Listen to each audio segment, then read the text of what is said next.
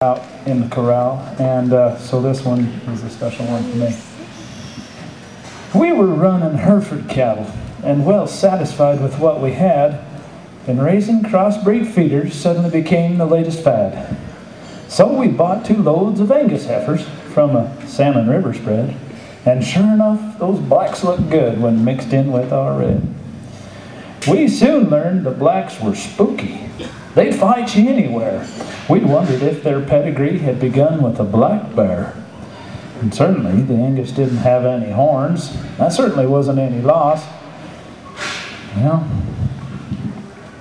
in fact, the horns were no big problem even on the Hereford cross. And we were sorting out some yearlings on the south side of the barn. It almost finished with the job when we saw a little horn. Now, she was out of our Guernsey milk cow and a black bull we had bought. She was wary as a tomcat. Her temper pretty hot.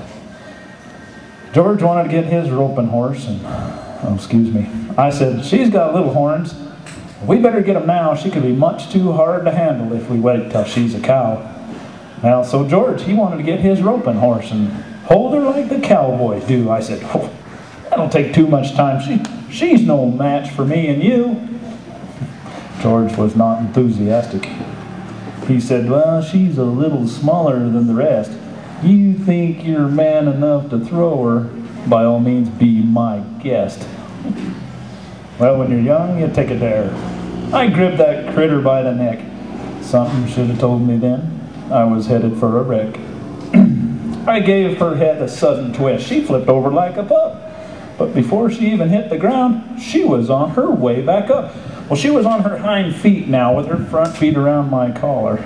This was getting way too personal, but I was much too proud to holler. Well, I must admit, I was surprised. I had no idea she was so big, but her head was still within my grip as we danced a little jig. First, we danced the minuet. That was much too slow, so we switched directions in the Cotton Eye Joe. We danced the hula hula, the polka, and the twist. I was sure making up for all the lessons I had missed. She rubbed her nose against my cheek and then put on a burst of speed. Well, I was still in full control, but she wouldn't let me lead. I was running out of breath. This is as far as I could go. So she slowed down for one more do-si-do.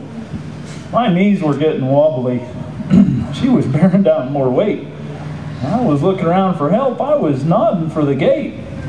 We danced past George one more time, a waltzing snout to snout. George took his hat off and smiled and said, no, I'm sitting this one out. Colin Sweden.